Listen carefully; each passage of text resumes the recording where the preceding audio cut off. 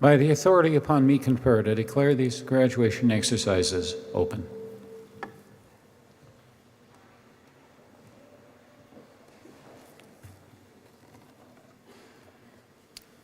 Please be seated.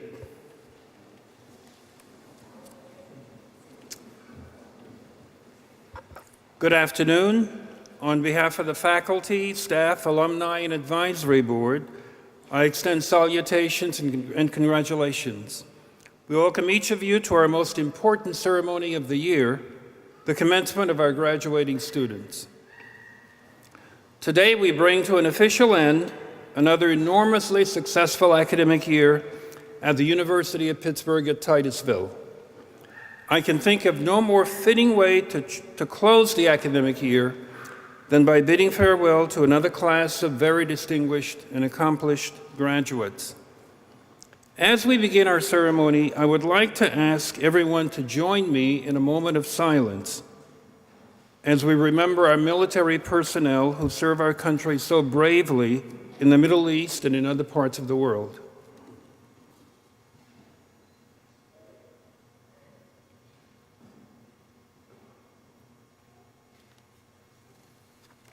Thank you. At this time, I would like to introduce the members of the platform party. I ask each platform guest to rise. As I call your name, I request that the audience hold all applause until all members of the platform party have been introduced. Emil Spatafor, Jr., Esquire, Chair of the Pitt Titusville Advisory Board. Race Bouillon, this year's commencement speaker, will be introduced more formally in a few minutes. Dr. David Fitz, Campus Dean. Dr. Robin Chu, Assistant Professor of Natural Science. Miranda S. Oakes, Pitt Titusville LECOM Early Acceptance Pharmacy student. And please join me in a round of applause for the platform party.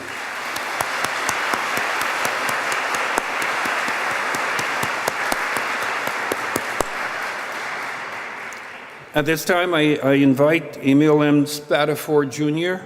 to the podium to offer greetings.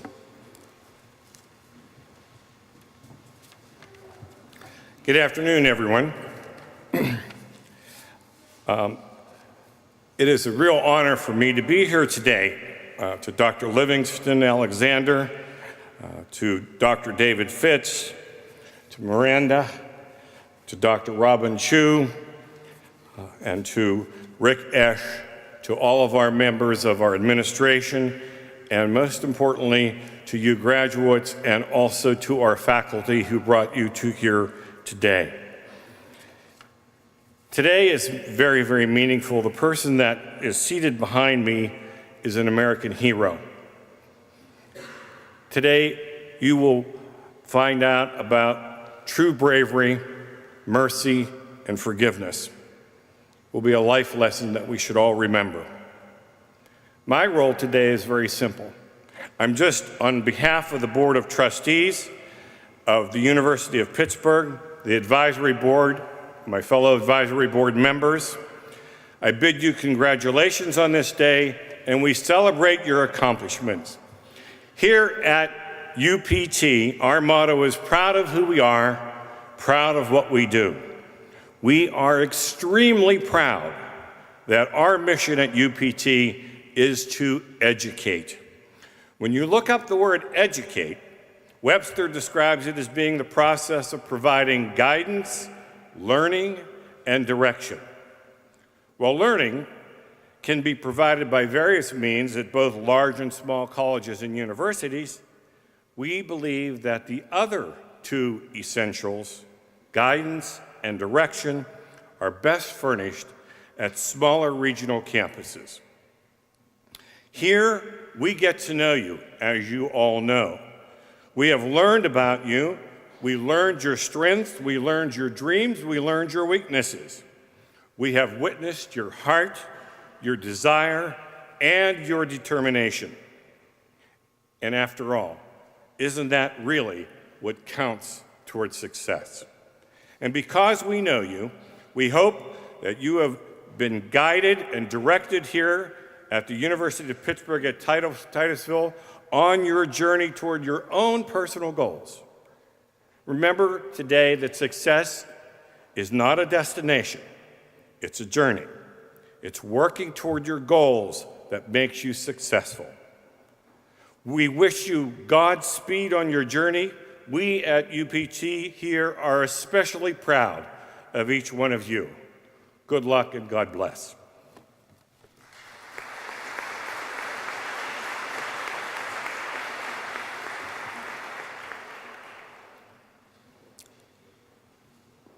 Our graduates and their families celebrate their special accomplishment today because of the outstanding efforts of our faculty, staff, and advisory board.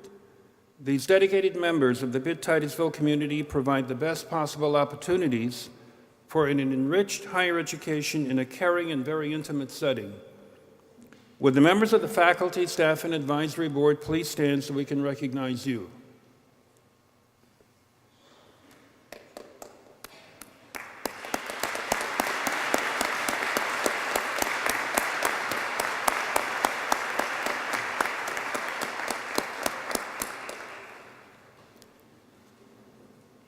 Graduates, we are gathered here today to celebrate your achievements. We honor each of you who has earned an Associate of Arts or Associate of Science degree. In so doing, we recognize the completion of an important milestone in your lives, and we wish you success on the journey that you are about to begin. Later on in today's ceremony, we will recognize each of you individually. I am greatly honored at this time to introduce this year's commencement speaker, Mr. Rais Bhuiyan. Rais Bhuiyan, an American of Bangladesh descent, is an extraordinary human being with a remarkable story. After military boarding school and becoming a Bangladesh Air Force officer, he moved to New York to study computer technology.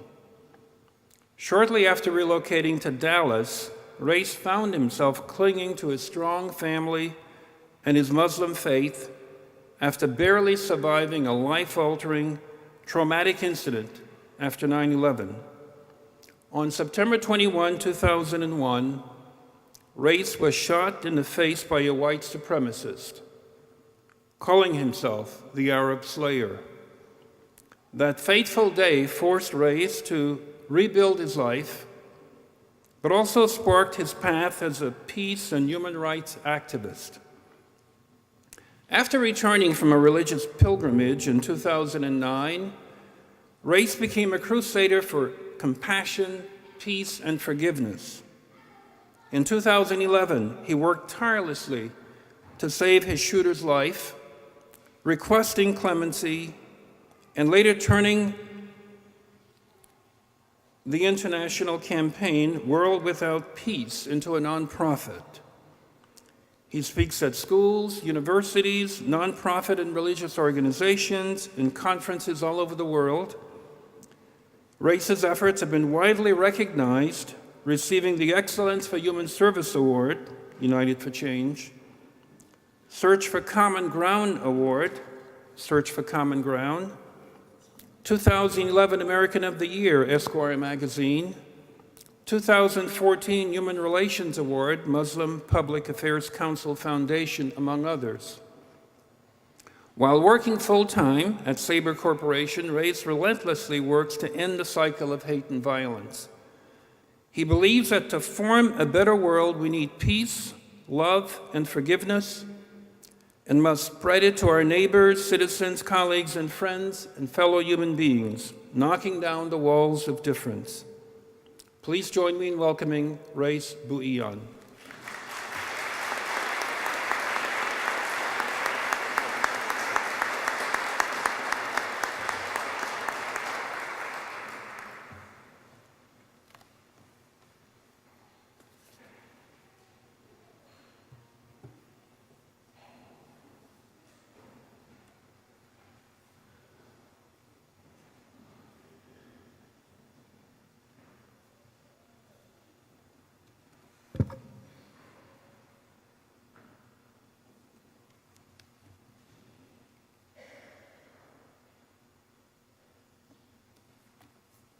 Sorry, just a technical difficulties.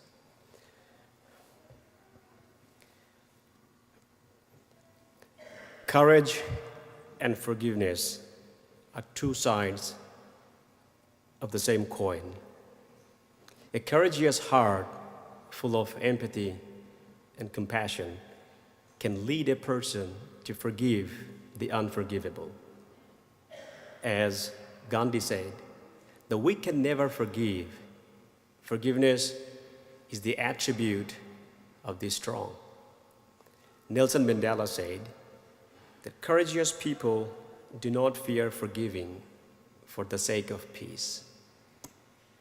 The path of peace and forgiveness brought me here with you today, and I am honored to help celebrate and to be a part of your very special day. Assalamu alaikum. This is the greetings that Muslims exchange among each other, like Shalom Aleichem among the Jews, peace be with you among Christians.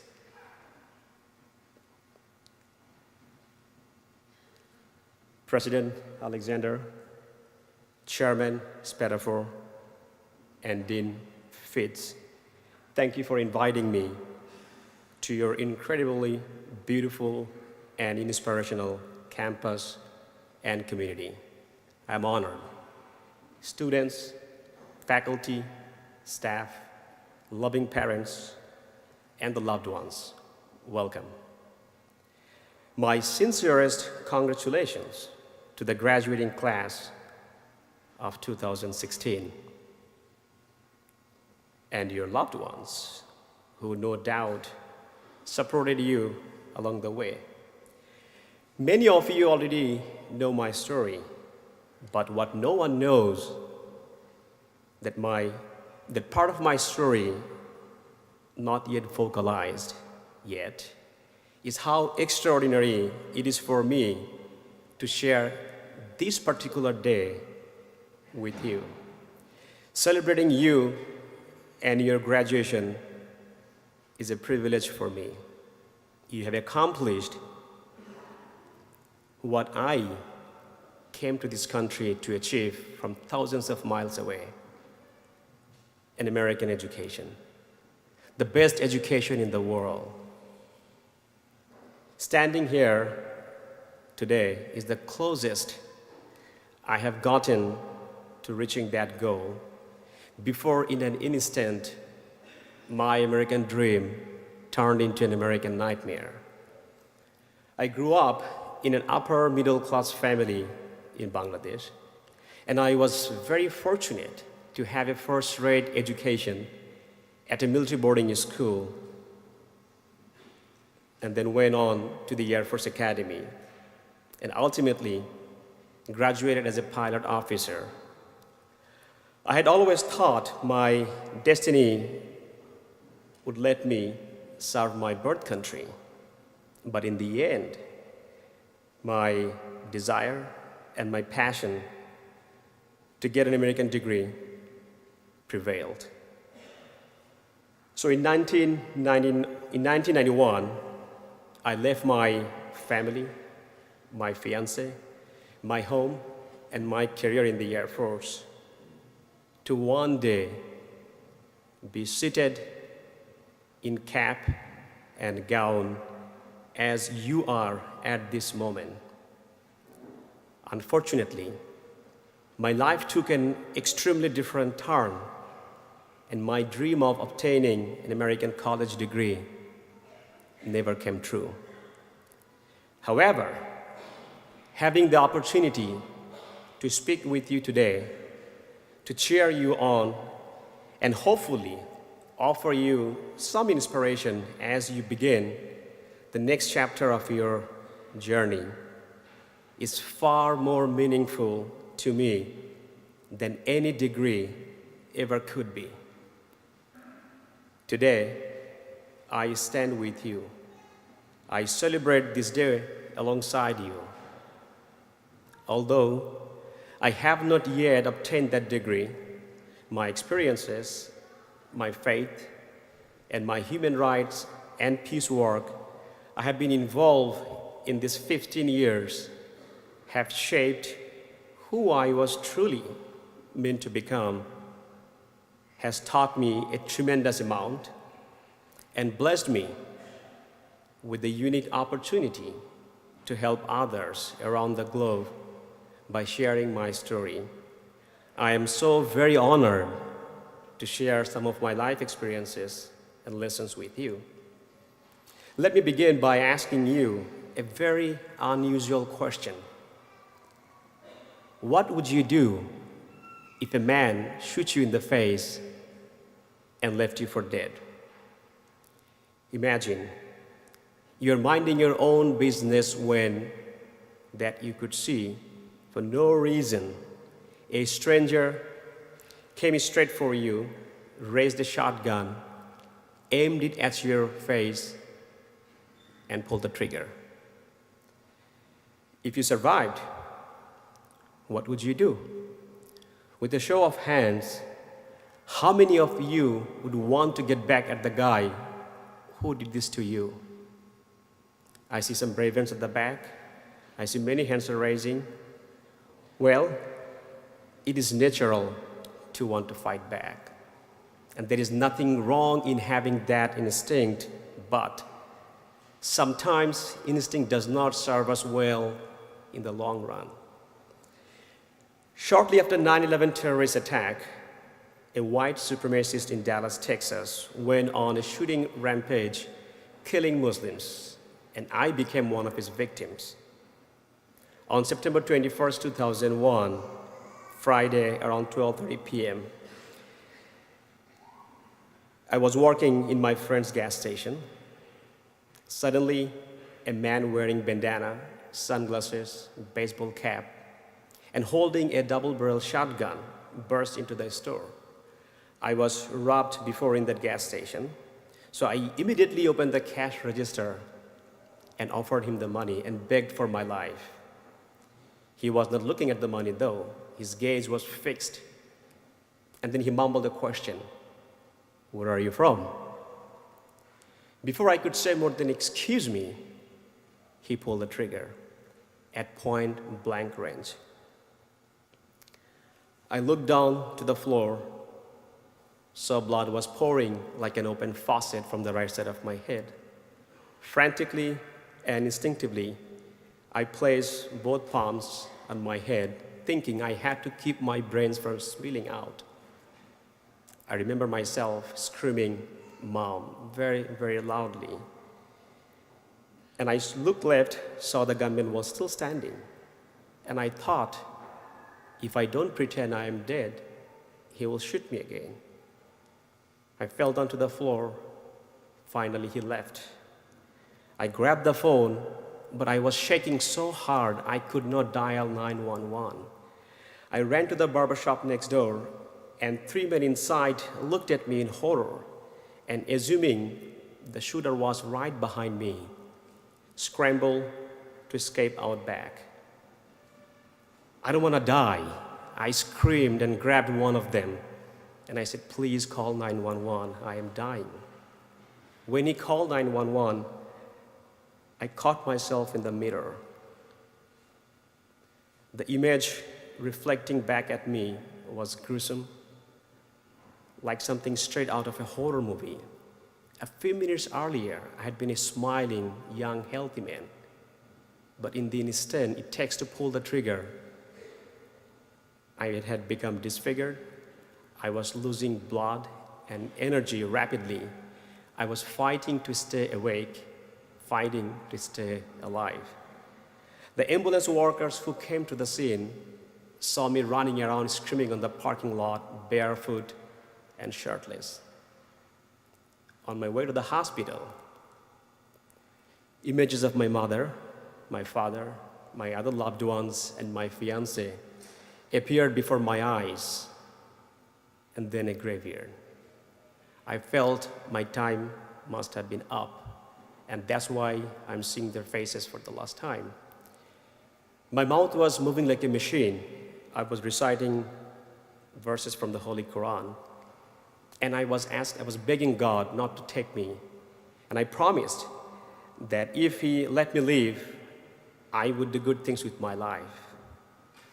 There was so much I had wanted to accomplish and contribute.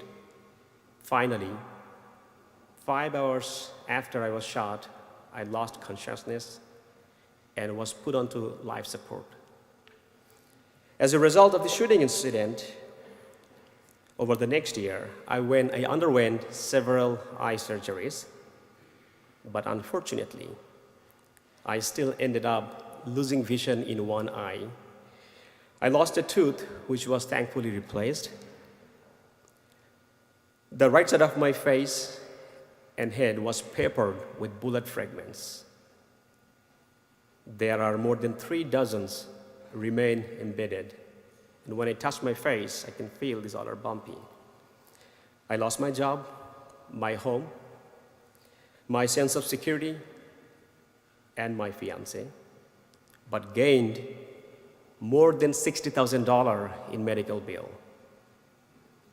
When my father finally heard what had happened to me, he suffered a stroke, but thank God he survived. Just last month, I underwent sinus surgery. Complicated by the bullet fragments, my body has worked very hard to absorb after all these years. I was incredibly fortunate. My shooter, Mark Stroman, killed 2 other innocent human beings during his 9/11 retaliation shooting spree. On September 15, he shot a father of 4 and husband named Waqar Hassan from Pakistan. On September 21st, he shot me. October the 4th, he shot and killed a father of 2 and husband named Vasudev Patel from India. Stroman claimed he was hunting Arabs, but not a one of his 3 victims was from Middle East. After his arrest, he told the local media that what he did, most Americans wanted to do, but they did not have the guts. He claimed that he is a true American, he is a patriot, he should be given medal for his action. He blamed me and my kind for 9/11. Mark Stroman was tried, convicted, and was sentenced to death by lethal injection in April 2002. Well, I'm not here simply because I survived, but because I have learned and grew from this traumatic and life-altering incident, and I would like to share some of what I have discovered with you. First, you are the future of our nation. As you embark on your next journey, you will no doubt lead in your own way, lead within your work. The way you live your life, lead within your work, within your community, the country, even the world. Each of you has the power to use your education, passion, and desire for social change, and hope for a more peaceful, prosperous, and accepting society, to help propel messages like mine to eradicate hate and ignorance from our society, and to bring about a world without hate for all of us. I use my story as a launching pad in hopes of inspiring you to find your own way to help spread messages like mine, but also to look within yourself, finding ways to share your own unique story and experiences to help build a better world. As unbelievable as this may sound, I gained more from this experience than I lost. I had lost a great deal, but I would not and did not give up. In the military school, I learned that if I ever fall, I should get right back up and try again. Giving up was not an option if I wanted to be successful and impactful in life. I have never questioned God about why He saved my life and then put me through this unimaginable pain and suffering. I truly believed there was a reason He saved my life and wanted me to go through this to prepare myself for something bigger in the future. I remember my parents sharing a verse from the Holy Quran, chapter 2, verses 286, where it says, God will never place a burden on a soul that it cannot bear. Human beings can tolerate many unthinkable burdens, even when initially they think they can't. They just can't possibly take it anymore, yet they live through it. I went through many difficulties in my life, in my dream country. I made it and became stronger each day, and slowly relief came. A friend of mine took me in, so I had a place to stay. A Christian doctor performed eye surgeries one after another one before he had any assurance how he would be paid in the future. A Muslim man from the local mosque gave me a scholarship to go back to school. And as a result of that education, I was able to get a good job in IT. And eventually I was able to get my life back on track and went for a Muslim religious pilgrimage in Mecca in 2009 with my mother. It was in Mecca that I deeply realized that hate and revenge may bring temporary satisfaction, but they never bring peace or solution to any situation. They only bring more misery and disaster. I kept thinking about the moment I was shot.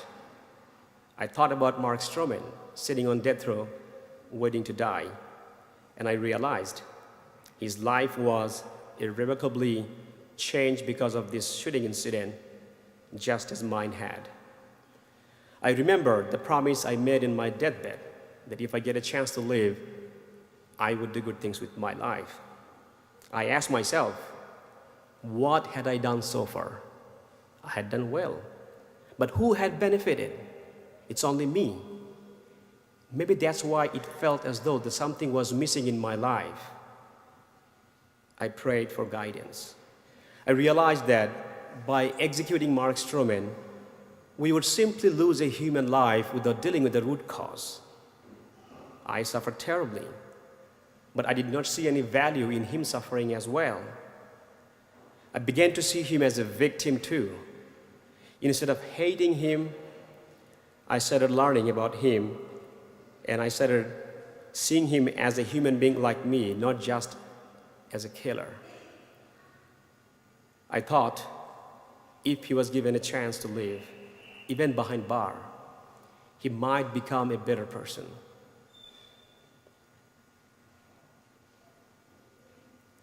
And I remember that what I went through after I was shot, how I was begging for my life. And I thought maybe he's doing the same thing, he's also begging for his own life. He committed such a heinous crime. There is no way he can get out of death row. I'm sure he was also begging for a second chance like mine. Suddenly, he was not just a human being that shot me in the face. He's another human being in pain. And I thought I might be able to help him. So with clarity, I knew what I had to do. My faith, my upbringings, and all the powerful stories about mercy and forgiveness that I learned in my childhood gave me the courage not only to forgive the unforgivable, but to run a campaign to save the person's life who tried to end mine. I returned to the US and began lobbying to save the life of my attacker, Mark Stroman. I worked closely with Amnesty International, Muslim Legal Fund of America, and Reprieve, who helped me to take my campaign to the European Union Parliament, German parliament, and at the headquarters of Lundbeck, the lethal injection manufacturer in Denmark, where I was able to convince them to write a letter to the governor of Texas, urging him not to use their product to kill human beings. Not only that, I also went to the US Supreme Court asking for clemency for Mark Stroman. Despite these efforts, Mark Stroman was executed on July 2011. From his cell, he came to know, before he was executed, a little bit about me, the man who he had tried to kill. When he had learned that one of his victims formed a coalition of Muslims, Jews, Christians, Hindus, and atheists to get him removed from death row, he could not believe that. He was reduced to tears. This is not something he expected from a Muslim. Before he was executed, in a statement, he said that I was free in a free world, but I was locked up within myself because of the hate I carried into my heart.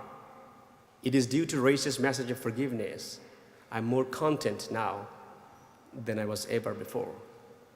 Also, at the end of his life, he wrote a long letter to me, 2-page, and I would like to read one paragraph where he said that my stepfather embedded some lessons I should have never learned.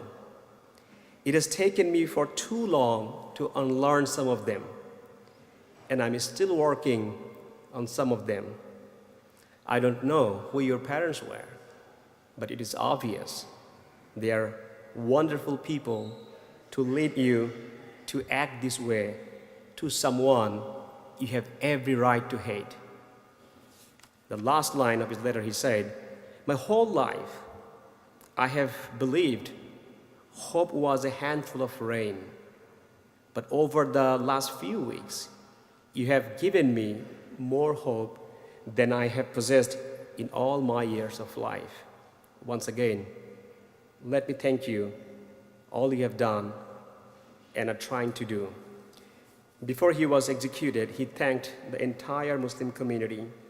He condemned for his own acts of violence, and he called for an end to hatred, saying, hate is going on everywhere. It has to stop.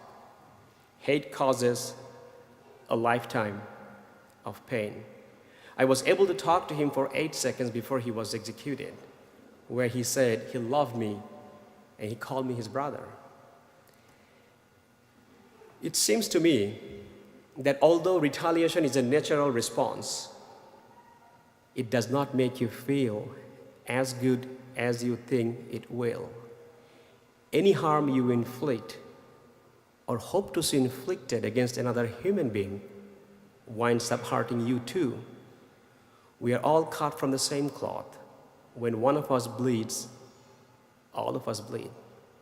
And when instead we follow the direction to do unto others as you'd have them do unto you, we cannot wish harm to any of us, even someone who has hurt us. It would be like wishing harm to ourselves.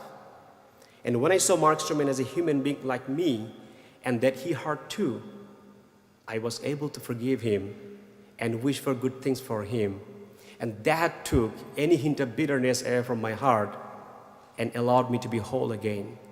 And you have seen the profound effect of forgiveness and kindness had on Mark Stroman. In the end, my tragedy helped me to see the possibility of a world without hate, a world of acceptance, compassion, and empathy. Though I was not able to save the life of Mark Stroman, but perhaps I can help save future Mark Stromans. I dedicate much of my time working to prevent violence, hate crimes, and eradicating hatred by educating people about the transformational power of mercy and forgiveness, empowering people to connect with one another, to connect with others unlike them, and to encouraging everyone to take time to learn from others instead of the stereotypes and labels that society has imposed.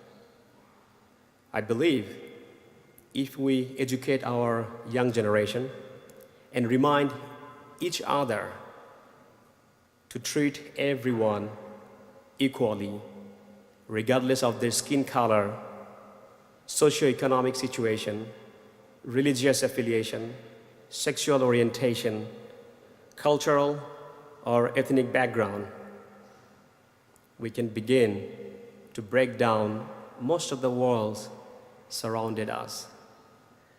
I am the founder and president of a nonprofit organization called World Without Hate. Through our website, our programs, and speaking engagements around the world, we are dedicated to promoting the idea and proposition contained within the Universal Declaration of Human Rights that all people, regardless of who they are or what they have done, they are entitled to their basic inherent human rights and dignity, to be better people and cultivate the world that we all want, a world without hate, a world without violence, and a world without victims.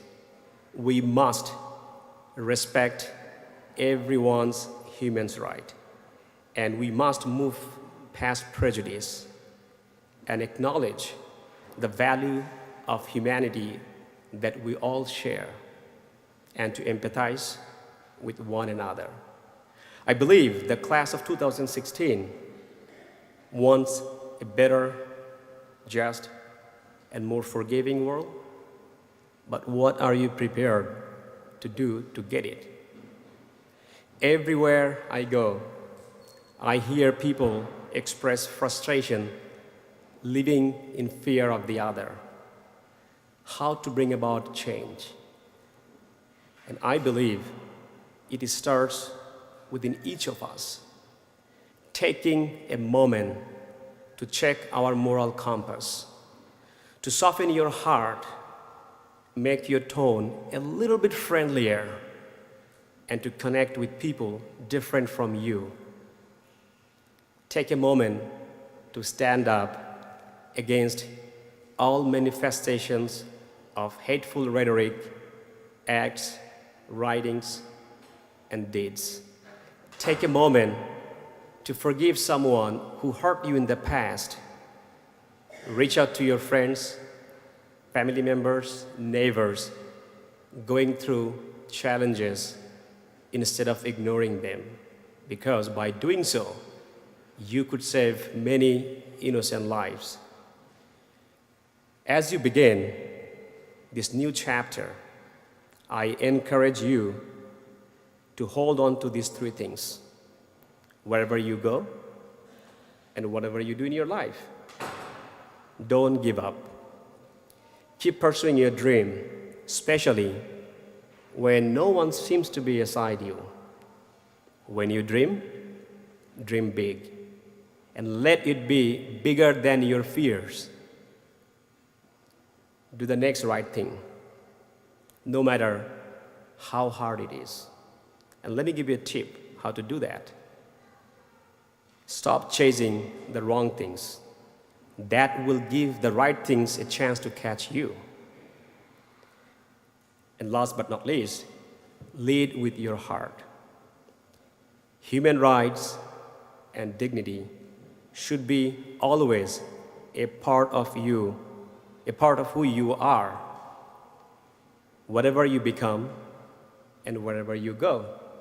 By doing so, you may not gain any material benefit, but I promise you, the peace you will feel in your heart is unimaginable, and you will always find yourself on the moral high ground. And to contribute to a better world, a world without hate. And I'm confident you will be successful, because as cultural anthropologists, Margaret Mead said, "Never doubt a small group of thoughtful, committed citizens can change this world. In fact, it is the only thing that ever has." By being here today, marking this milestone, you have proven to be that thoughtful and committed citizen she speaks of. As you live here today to celebrate this momentous occasion, as you prepare to begin a new job or continue your education, as you work to pave your own way, should you feel discouraged or challenged, I want you to remember this powerful message of Mother Teresa. People are often unreasonable and self-centered. Forgive them anyway. If you are kind, people may accuse you of ulterior motives. Be kind anyway. If you are honest, people may cheat you. Be honest anyway. If you find happiness, people may be jealous. Be happy anyway. The good you do today may be forgotten tomorrow. Do good anyway. Give the world the best you have, and it may never be enough. Give your best anyway. For you see, in the end, it is between you and God. It was never between you and them anyway. It has been a great honor to be here with you. Thank you, and congratulations to the graduates. Thank you very much.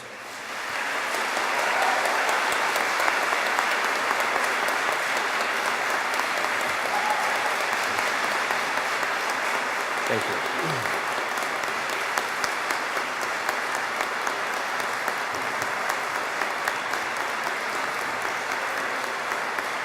Thank you. Thank you very much.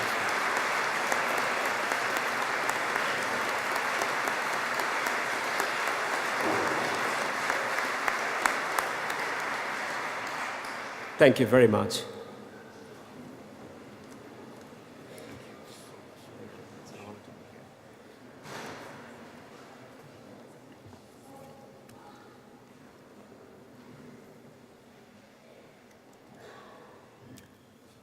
Mr. Rice Bouillon, thank you so very much for sharing such a powerful story and for teaching us about the power of mercy and forgiveness.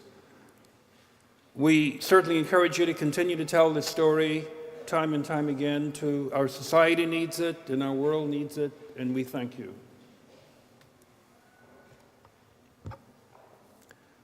At this time, I invite Campus Dean Dr. David Fitz to come to the podium to present the students who have completed the requirement for their respective University of Pittsburgh degrees. Dr. Fitz.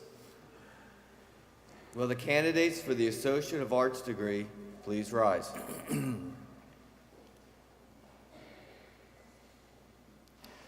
President Alexander, it is my honor to present the candidates for the Associate of Arts degree.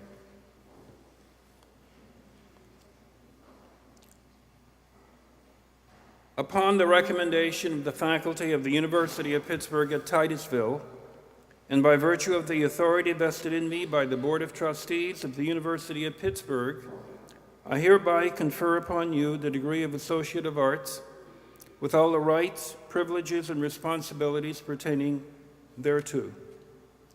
Associate of Arts graduates, please come forward to receive your degrees.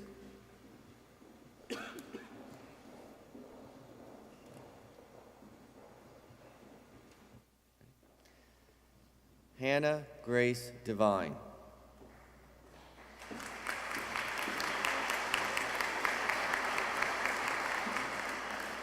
Paige Greggs, graduating cum laude.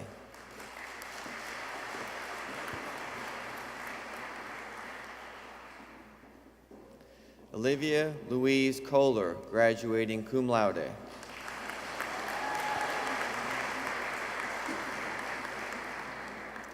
Destiny Natividad.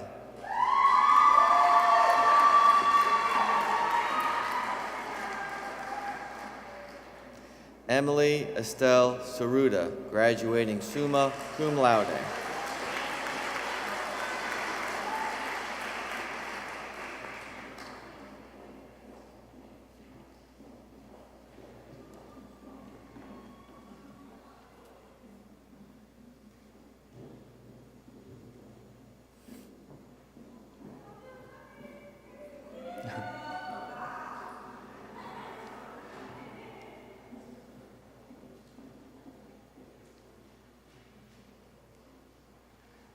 As a symbol of your graduate status, please move your tassel from right to left.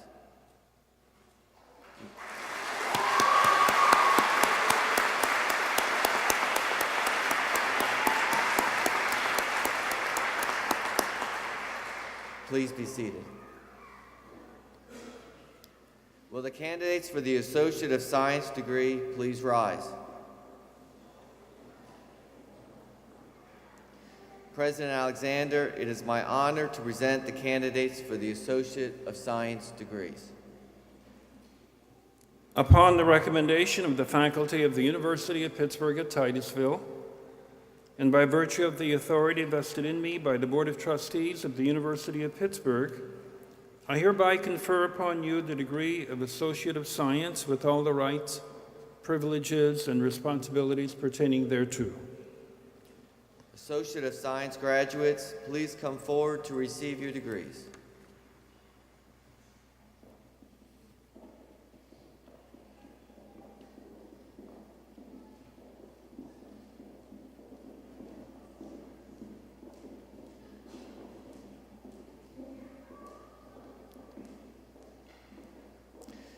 Stephanie Ray Adams.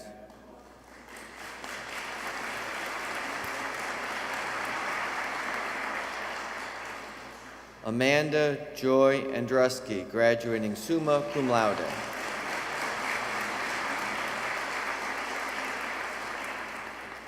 Stephanie Renee Anthony.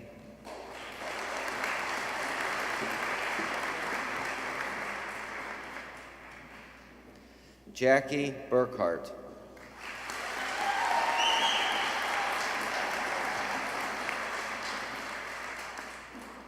Ryan J. Caldwell.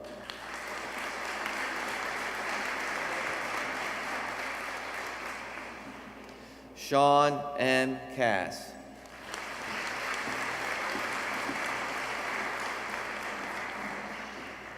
Caitlin D. Childers.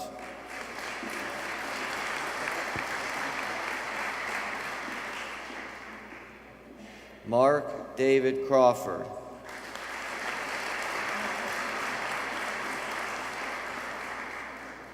Nicole Marie Cribbs.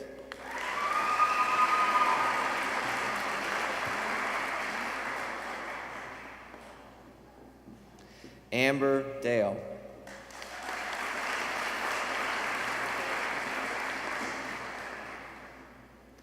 Dominic Wilson Daniels.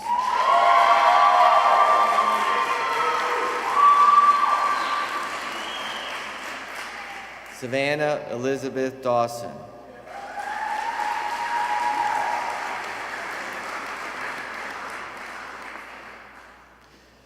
Jeffrey C. Glass.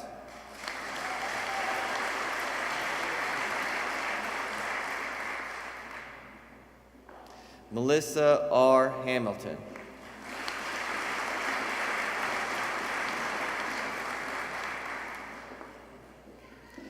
Amy Jo Hahn. Annie Jo Hahn.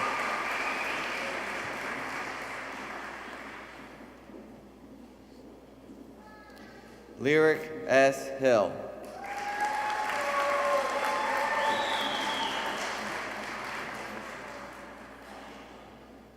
Melissa Joy Hopkins, graduating magna cum laude.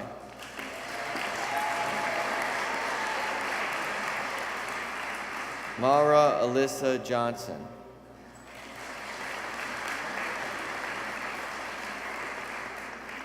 Courtney Brooke King.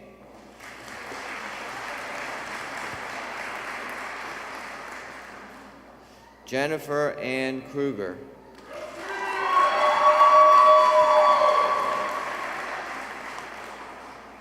Jessica Danielle Lingo.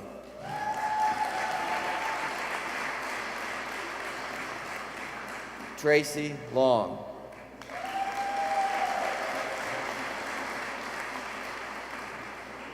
Robert M. Matey.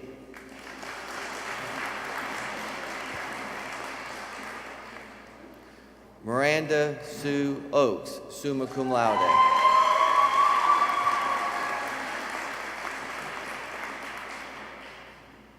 Marianne Orlop, graduating cum laude.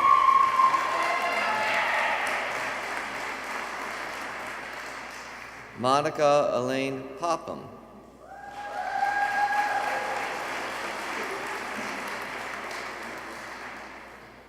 Nicole M. Reese.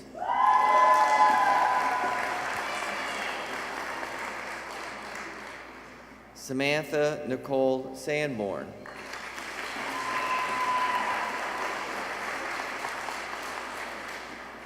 Kelsey P. Smith.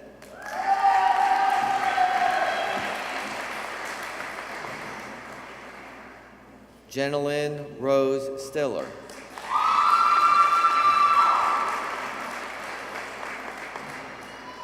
Kelsey Lynn Sullivan.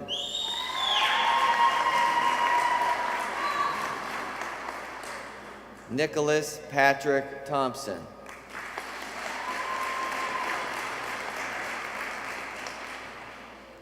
Shaylee L. Thornton.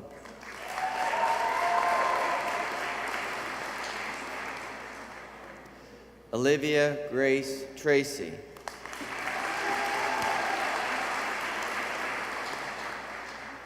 Peter A. Turner, AKA Timmy.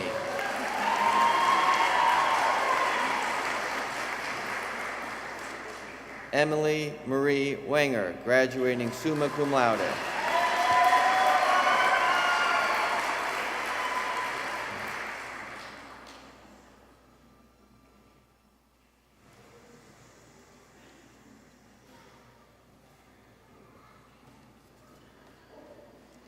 As a symbol of your graduate status, please move your tassel from right to left.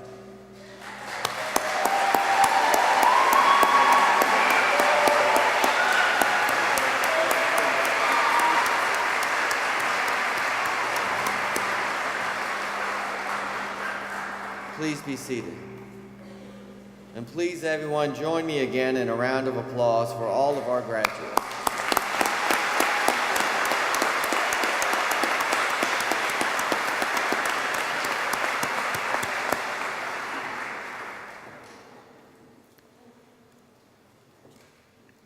It is my pleasure at this time to introduce the student who has been selected to speak on behalf of the graduating class of 2016. Miranda Sue Oakes grew up in Lucinda, Pennsylvania. She was the valedictorian of her graduating class in 2014. Miranda says that since 7th grade, she has known that she wanted to attend the University of Pittsburgh, and after touring the Titusville campus, she knew that this was the right place for her. While in high school, she was accepted into Lake Erie College of Osteopathic Medicine as part of their early acceptance affiliation with Pitt Titusville. Miranda will attend LECOM's pharmacy school in the fall with the goal of graduating with a Doctor of Pharmacy degree. While at Pitt Titusville, she's been an active member of student ambassadors, Phi Theta Kappa Honor Society, and the Chemistry Club. She has also worked in the chemistry lab as the lab assistant.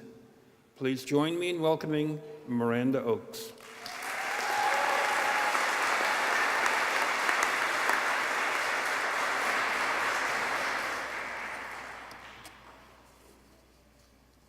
Hello, and welcome everyone.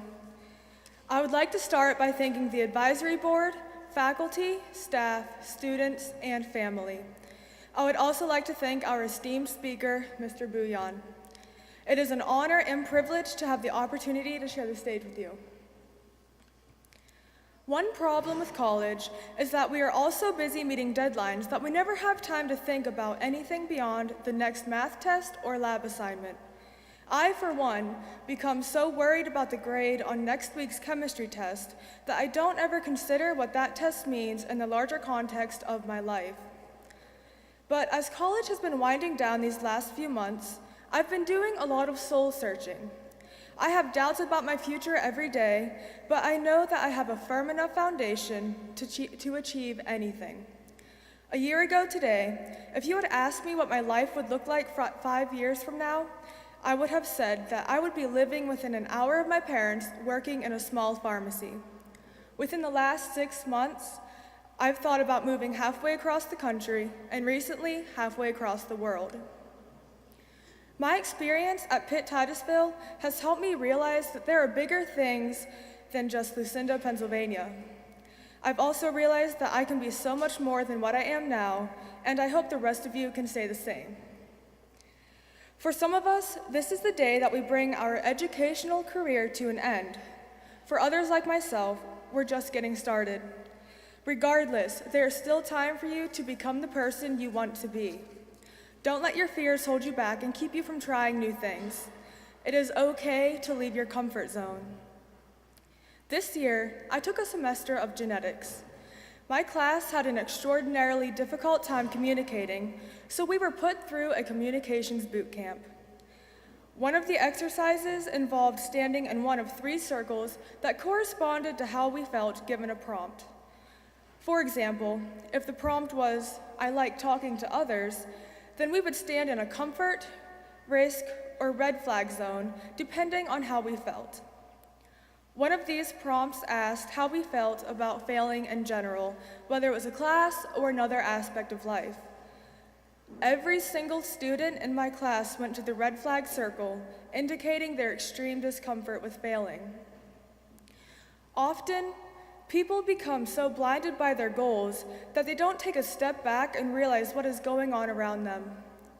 We sometimes have such an aversion to failure that we will do anything not to be identified as one. But if we never fail, how do we recognize and appreciate success? It is important for us to not become so consumed with the objectives of the moment that we fail to see the opportunities that are on the horizon.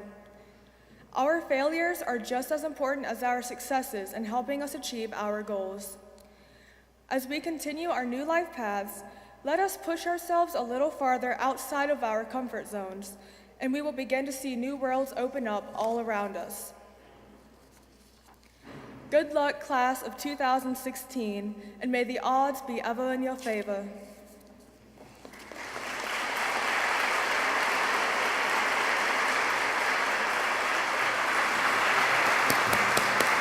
Thank you.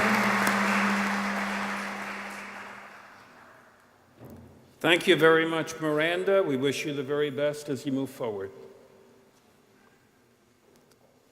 I take great pleasure in introducing the faculty member selected to present the faculty response. Dr. Robin Chu is an assistant professor of natural science here at the University of Pittsburgh at Titusville. She teaches an array of classes in this area, including foundations of biology, A&P, anatomy and physiology, ecology, and chemistry of the environment. With each class, she is known to say, "This is my favorite class to teach." Her passion for science started in grade school with her first microscope and lab notebook and has continued throughout her life. After obtaining her bachelor's degree from Mary Baldwin College, she worked in a variety of research labs before deciding to get her PhD from the University of Maryland Medical School graduate program in forensic toxicology.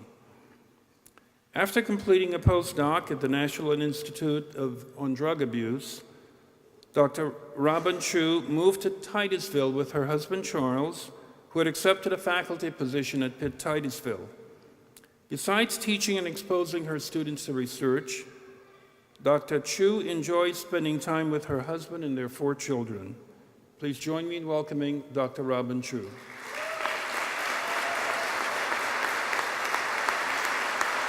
Thank you, Dr. Alexander. Good afternoon, and welcome to this wonderful occasion.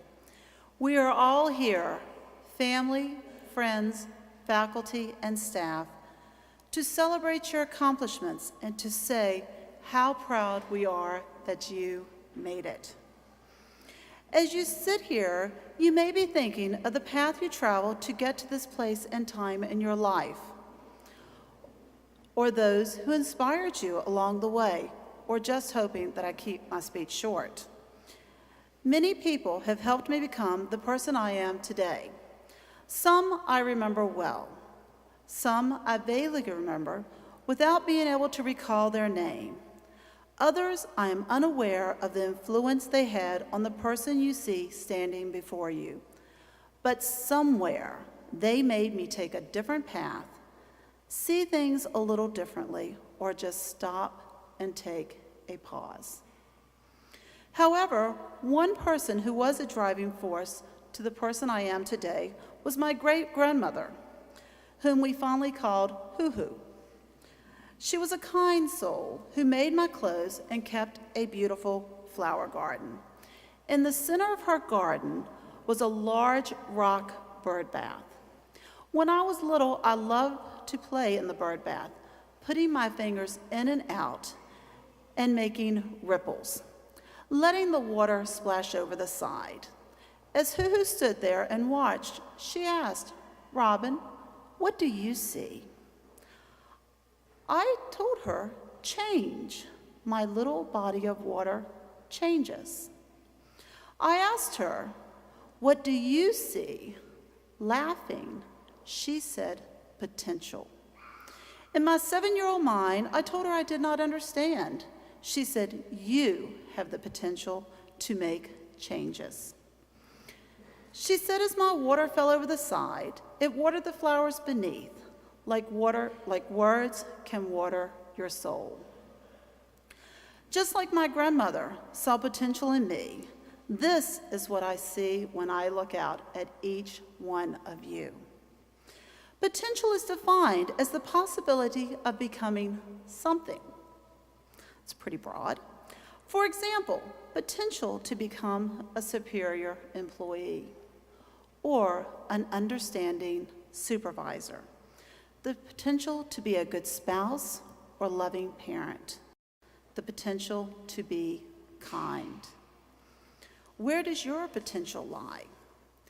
No matter the path you take, remember the ripples that overflowed the bird bath.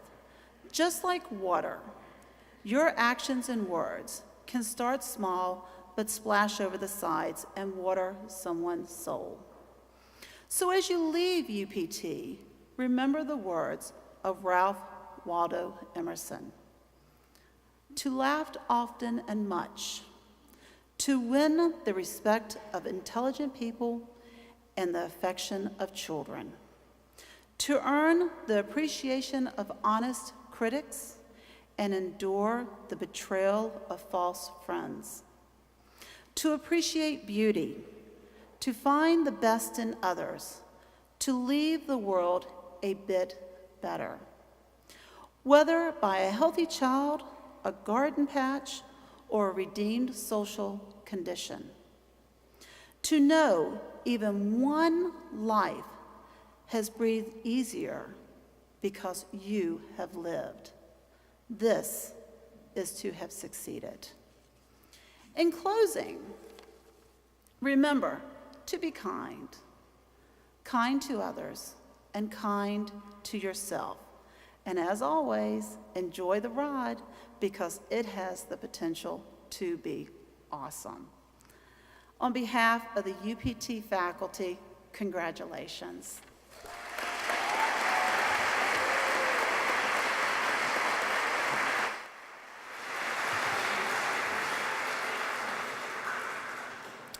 Thank you very much, Dr. Chu.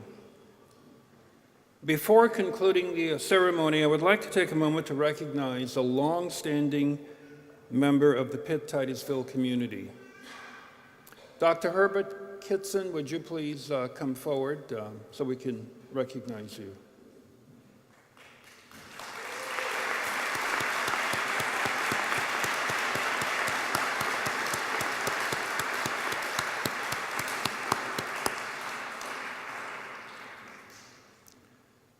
Dr. Herb Kitson came to Pitt Titusville in 1982 as an assistant professor of English and Humanities.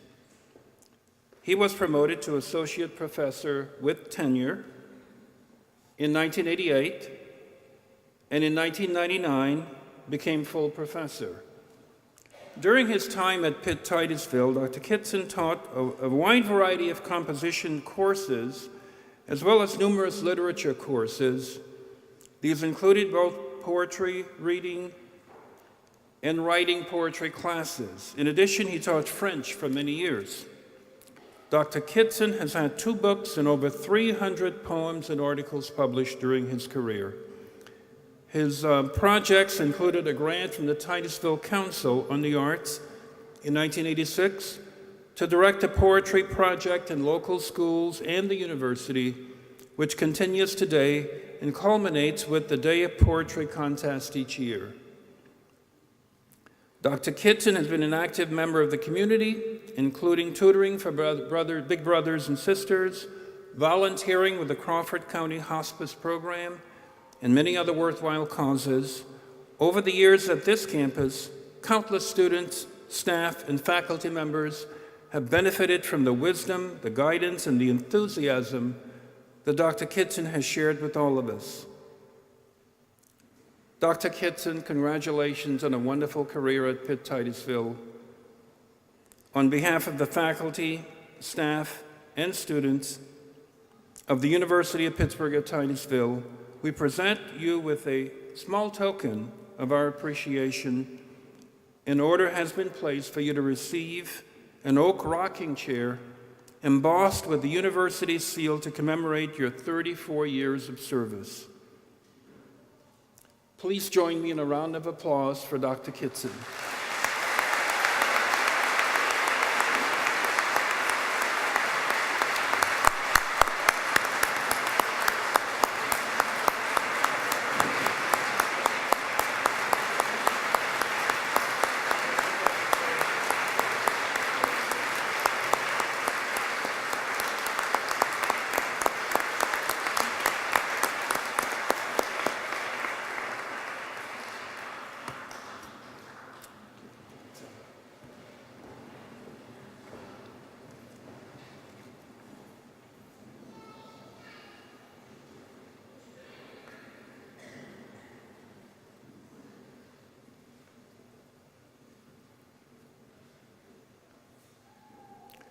As we bring this ceremony to a close, I once again wish to acknowledge and congratulate our graduates and wish each of you the very best as you embark on the next leg of your life's journey.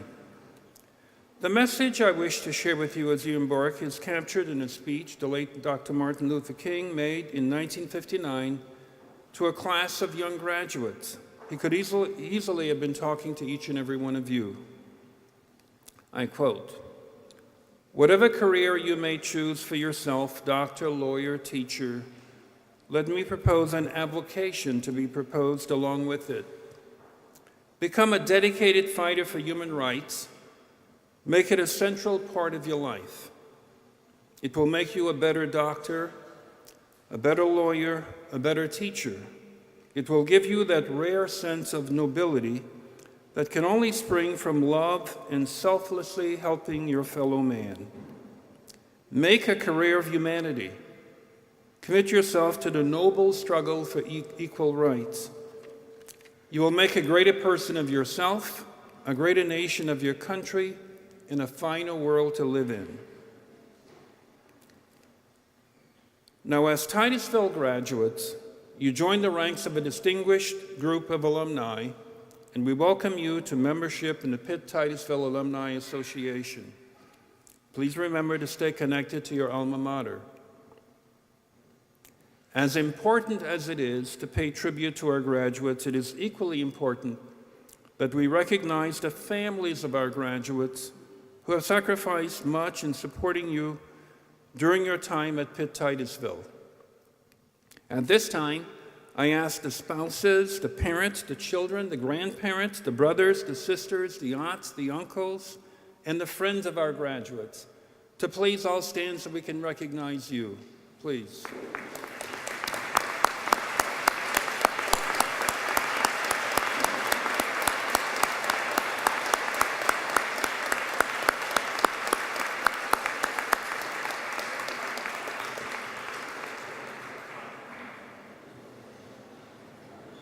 thank you.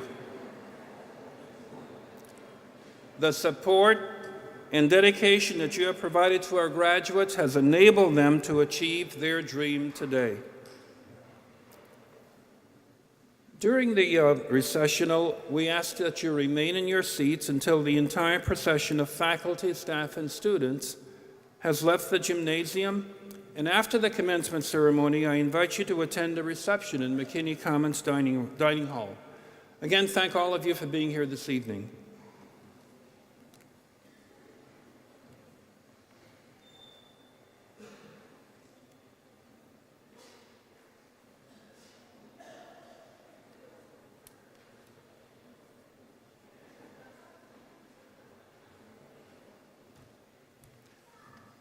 By the authority upon me conferred, I declare these graduation exercises to be closed.